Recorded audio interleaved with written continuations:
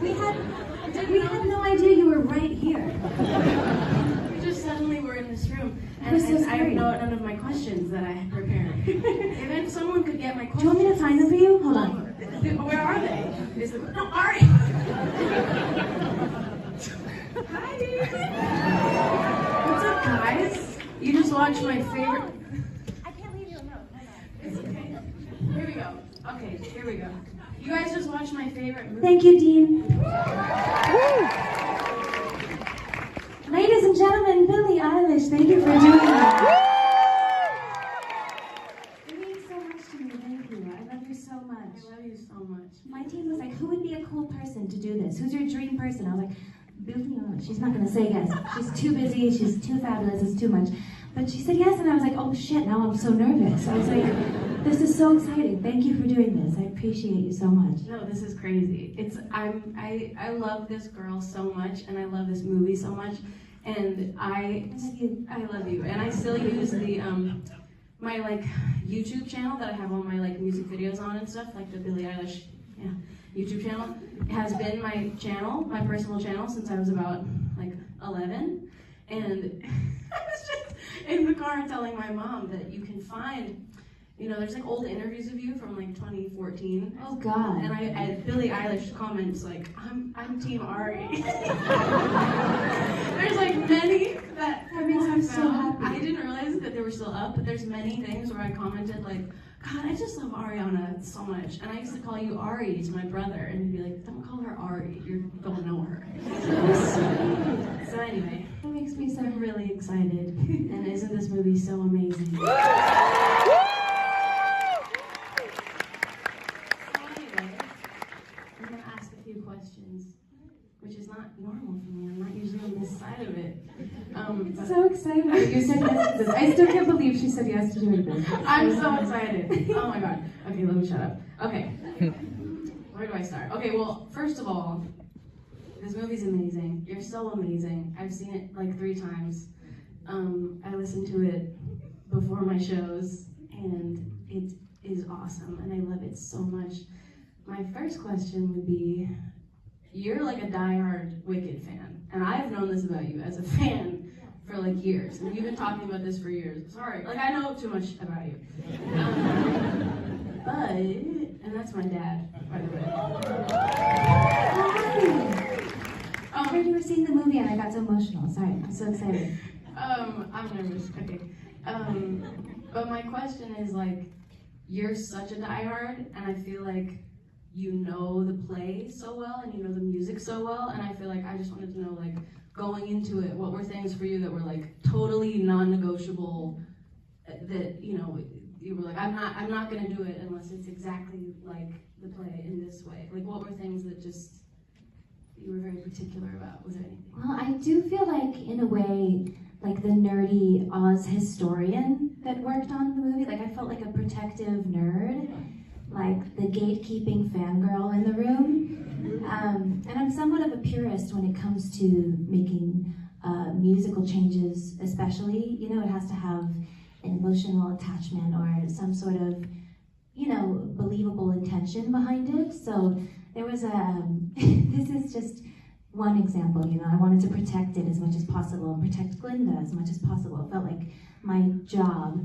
And in the very beginning, and he told this story first, so I feel like it's okay to share it, but Steven Schwartz shared that there was a version of Popular in the very beginning that had hip-hop drums in it. Hip-hop drums. And oh my God, I was like, how do I have this conversation in the most loving, respectful way? I was like, this cannot happen. How different would life be today if Popular had trap drums in it everywhere? It's just, there's a time and place, and it's not with Glinda because she claps on 1 and 3, and that's okay. And that's okay, but we have to be in character, and she doesn't have that kind of rhythm, and, you know, I just kind of mustered up the courage to say, you know, respectfully, I think maybe she doesn't have that in her, you know, and we have to lead through the honesty of the story and, you know, little things like that, because we had this incredible responsibility of honoring this source material that has been so loved and iconic for 22 years now, and also breathing our new truths into it and finding new meaning for these lines that we've sung in the shower for this whole time, and actually getting into in between the lines and getting to know these women and who they are to us, so that that version can live perfectly and be what it is forever, and we can also create ours just through honesty. But yeah, the trap drums are just an example of the finding that balance. Yeah. It didn't happen, obviously. I'm so glad you pushed for that. Oh, me too. Really. Life would be so different, I think. It would have really ruined everything. Yeah. Well, So you're welcome. I'm kidding. I'm kidding. I know that you did a lot of training for this, like vocally. I mean, I'm sure in every way, but I feel like I've always thought of you as, I'm sure everyone agrees, one of the greatest singers of our generation. This is not about me. But it's funny, like I know that you did all this training, and it's funny because I feel like it feels like you've been training for this your whole life. Like you wouldn't think you would need to do any of that, and I really appreciated that you did, and like as a singer also, and I think that, you know, you have to sing all these operatic, beautiful, like iconic songs and like do them in the way that you felt paid tribute to them and also was your own. And like how many singing lessons, like how long were they, how much times a week, like, and what were you how was that process? Well, thank you, first of all. You know, I started training my voice 3 months before my first audition, just because I wanted to have the muscles in my voice get used to singing in a very different way. I've always had a high voice, but it's very different than the register that I used to sing pop music, which is what I was mainly doing. And just like any other muscles in your body, your vocal cords just get used to what they're trained slowly and surely and taught to do.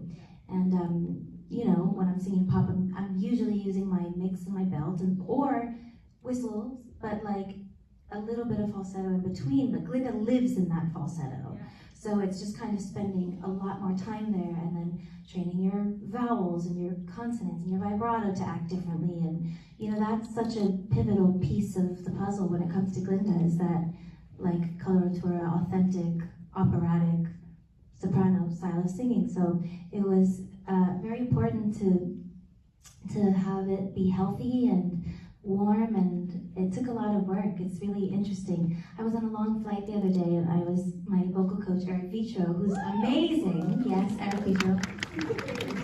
He texted me, and we were reminiscing together, and I went all the way back in my voice notes to our early lessons in like 2021 or whatever. And you can hear, like week by week, sort of the airiness become fuller, like it goes away and it sounds fuller and fuller as the weeks go by. So just repetition and muscle training and yeah, being careful and cautious, and then by the time you get to set, you don't have to think about that anymore because the muscles have developed a new thing, a new memory.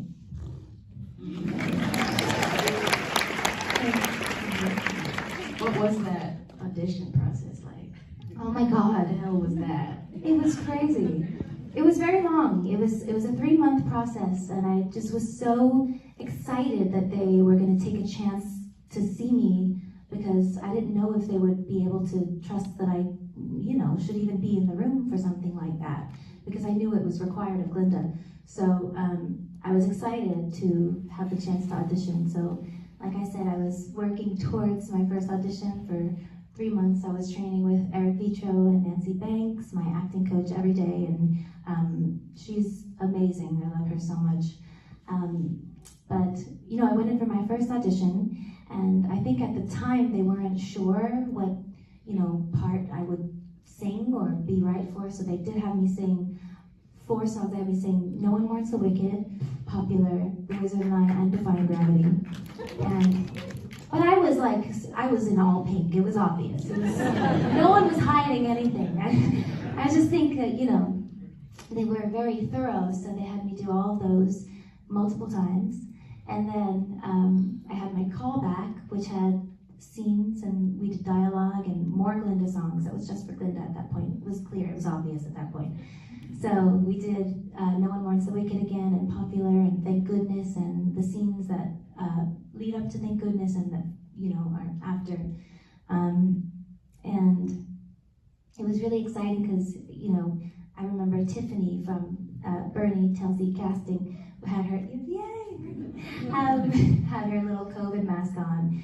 But I could tell when we were doing the scene before Popular, and she was my Elfie in the audition, she was in the chair, and that just her eyes were smiling, I could tell, under her mask, and it just made me feel that feeling like just I had such butterflies in that moment. And then a few more weeks went by, and then I had my final screen test, my chemistry test, with 2 different Elphabas. Miraculously, neither of them were Cynthia. We never screen tested together. Crazy. Thank goodness, you know? You know, can you imagine if we met and it just went horribly wrong? No. But, and my final chemistry test was 3 hours, and I was a basket case by the end. And I remember I was like, I've left everything else in this room. You know what? I'm gonna stick my lashes on the mirror. And I just left. I left them because they were poking up because I've been crying so much. And yeah. So I just left them there, and I said, well, That's awesome. that's it. So yeah, it was long and thorough as it should have been, because these roles, you know, they have to be earned. And we worked really hard, and it was the most gratifying work ever. And yeah, it's like the right thing won't pass you by, you know? Yeah, you earned it, dude. Thank you.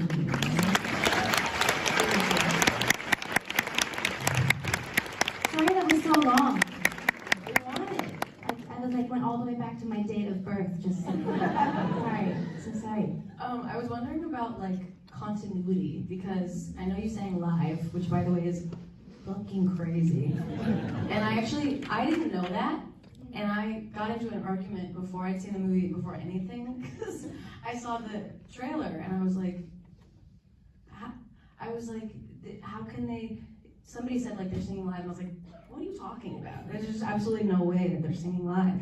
And I got scolded, and it was like, my friend was like, no, dude, they are singing live, and it's amazing. And then you talked about it, and I was blown away and so just impressed, and it's just the most amazing thing. And I know that, you know, it took like, what, 1.5 years to shoot everything, and I'm sure many days to shoot one scene, and I'm wondering about like the continuity of it all and how you managed to keep that up in terms of like singing, but also just being Glinda and keeping her exact state of mind for the same scene for multiple days or whatever, you know? Yeah, I think, well, you know, when it comes to the singing side, I mean, you know what it's like to do a tour. We're doing so many shows in a row, and, you know, Cynthia and I are both Broadway girls. We know what it's like to do 8 shows a week. So it's imperative, I think, for the like emotional integrity of what happens in the scenes, and also for Glinda particularly, the ability to improv. Like, you can't be married to a track. You can't be sort of like married to certain choices. You have to be able to have the freedom to surprise each other and play and make things up on the spot. Or if it's an emotional scene, you're not going to sound perfect. Your voice is going to crack, and that's really special to preserve that and to have that option available. So I think it's just sort of what we love to do. We love to sing, and we're Broadway girls, and also, there are so many amazing Glindas and Elphabas who do it 8 shows a week. So if we have to do it 27 takes in a row, we're going to do it in solidarity with our sister witches. You know? We have to. Yeah. We enjoy it. And also, Simon Hayes, our incredible sound team, they turned the whole set into a recording studio. So it's like, no matter what happened, if a gust of wind came and hit this mic, there was a mic in Elfie's hat, so we're covered. And then there was a boom over us, and then there were 2 on each one of my things here. And yeah, and it was very, It was beautiful. They turned everything into a recording studio. It was cool. Insane. Yeah. I was wondering about that. That's so cool. Yeah. God, you guys worked so hard on this. I mean, I feel like you need so much. I need you just to know how hard. I mean, you obviously know, but I don't know. I mean, this is a lot of work and like a long period of time, and they're doing so much. I mean, I've never seen anything. I don't know. It's just so beautiful, and you're so Thank you. amazing.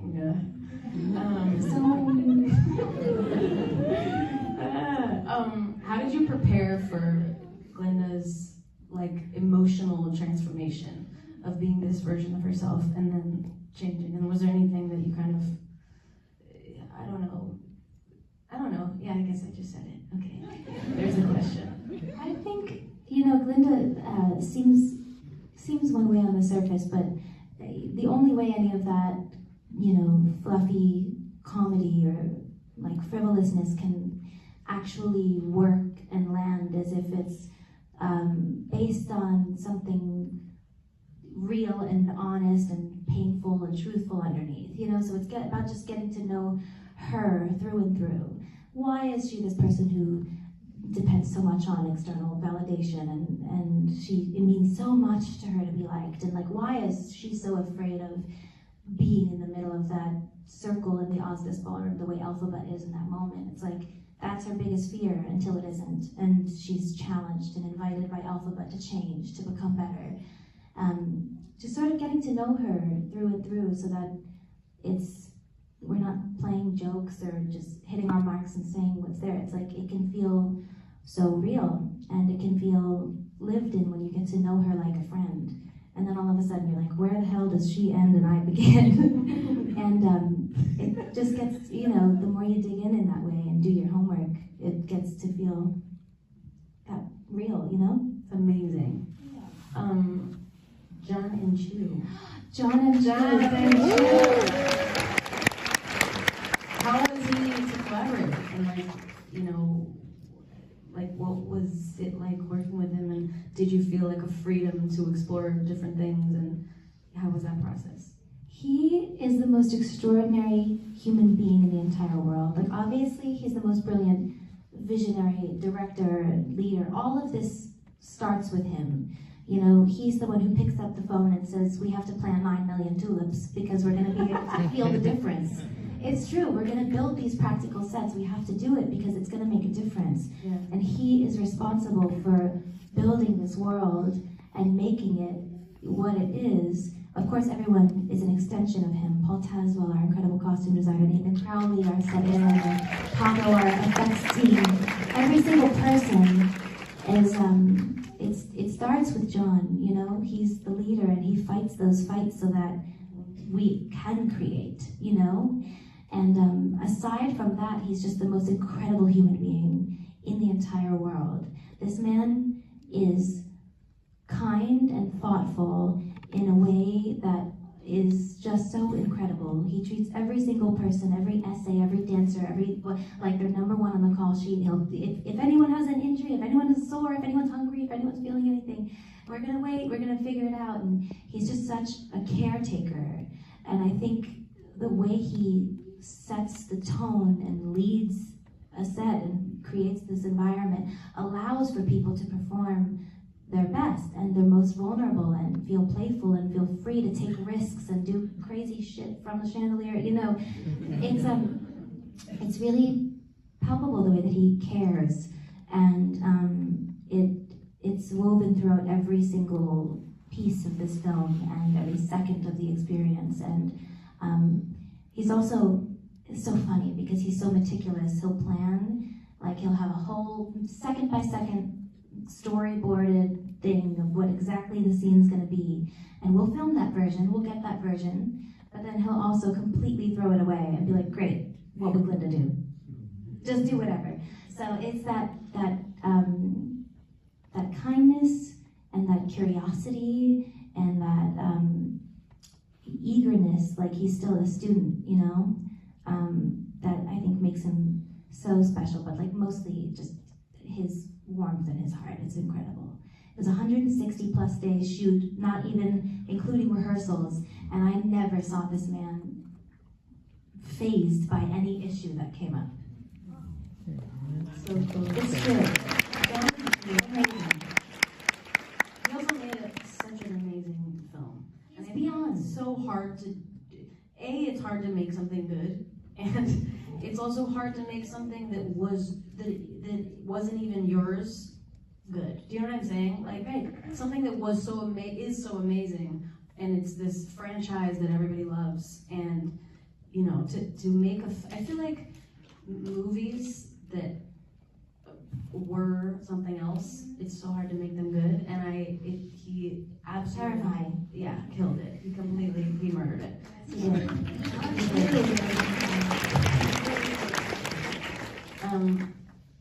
But also you and Cynthia murdered it too. And it wouldn't be anything without you guys. Well, okay, that's me, but you guys really, it's so special, and you both are just perfect, just completely perfect. Thank you so much. Again, for years, I've known, I feel like the world has known about you, that you love Wicked so much, and that you love Galinda, and it's like been your dream from what I've heard. And I remember my mom is laughing at me because I'm such a fan, but I remember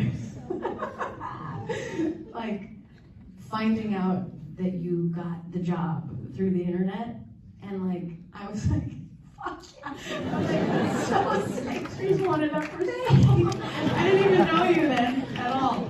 I'm so excited. Oh my god. God, that makes me so happy to know. And then I saw all of the paparazzi photos of you doing it. I was like, oh my god. So sick. I'm so happy. So much, man. I can't believe that. I've been rooting for you. I can't believe that.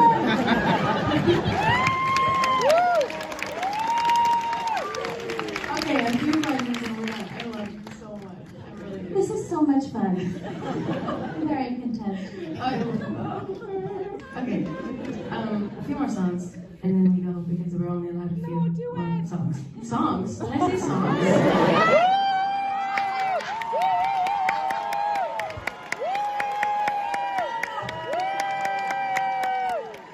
Oh my god, I meant questions. Oh my god. I meant to you guys. I'm used to saying that. Sorry. Whoa. Okay. Okay. 2 questions.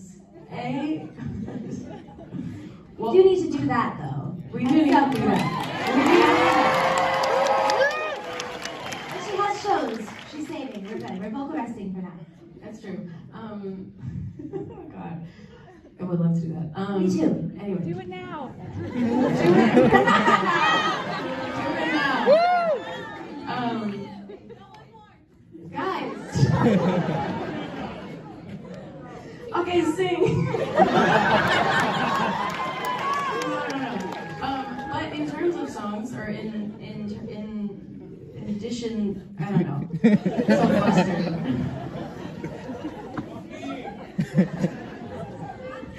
Okay, sorry. I'm not supposed to be doing this kind of thing. But this is my favorite version of it. I'm crying.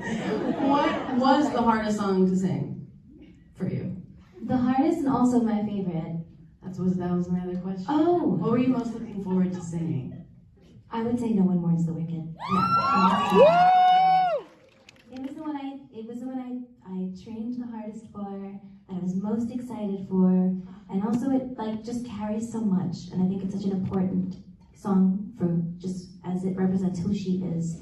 You know, she's grieving her best friend in real time, but also she's trying in that song to gracefully and gently walk the Munchkins towards the idea that no wickedness was, good question, it was thrust upon her. And she's trying to spoon feed them the humanness of Alphaba through what she's singing to them, and it's just so hard because she knows they're never going to get it. But she loves her, and she's feeling a lot of things, and I love it for all of those reasons, and Thank you for doing this. My last question is, in terms of your future as an actor, it says, have you caught the bug? Did you write those? Have you caught the bug? You caught the bug? I didn't write that. But the question is like, The bug. are you? Have you caught the fucking bug? Wait, do you want to hear? Wait, this one's really. Wait. Oh my Because god. I was gonna ask you about your comedic talent, Oh my god. but the way it says your comedic talent. Wait, hold on. From the physical to your line. Go back to You the are bug. really Go back to funny. the bug. Yeah. Can we expect to see you in more things? I would love that, but I'm thankful because I feel like I have so many beautiful artistic outlets, and we are so lucky to be able to do so many artistic things. You know, we wear many hats. You know, so we're so lucky to be able to do that. So yeah, the bugs are plenty. That wasn't my Bugs are line. plenty for us. That's the only thing I actually read out. But you are so amazing. You are so And I amazing. feel so lucky to I'm be so in this honored. room. And everyone in here is so lucky to be in this room.